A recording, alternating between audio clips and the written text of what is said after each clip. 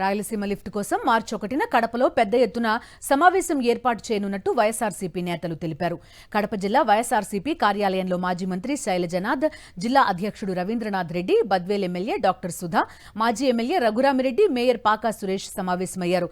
Rayalaseema lift వల్ల ప్రకాశం, నెల్లూరు జిల్లాలకు కూడా మేలు జరుగుతుందన్నారు.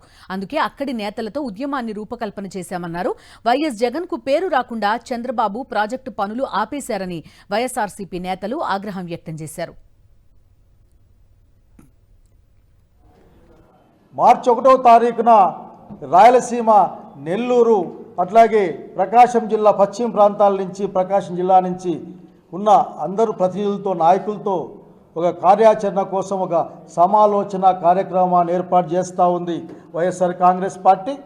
రాయలసీమ ప్రజల యొక్క గొంతును నులిమే ప్రయత్నం చేస్తూ ఉన్నారు వీళ్ళు అన్న విషయాన్ని, ఇక్కడ దాహార్తిని తీర్చకుండా ఎండబెట్టే ప్రయత్నం చేస్తారన్నది ఒక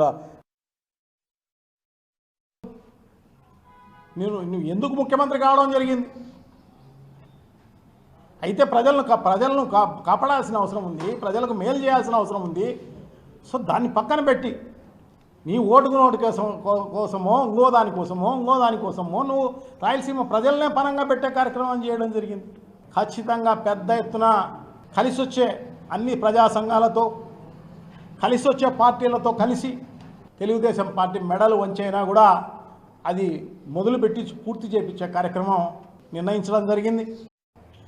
ఎప్పుడైతే స్కేర్ సిటీ వచ్చి, కరువు వచ్చి, లేకపోతే పైన వర్షాభావ పరిస్థితులు ఏర్పడినప్పుడు ఉన్నటువంటి రాయలసీమలో ఉన్నటువంటి ఖరీఫ్ను కాపాడుకునేటందుకు ఈ యొక్క రాయలసీమ లిఫ్ట్ అనేది చాలా అవసరము.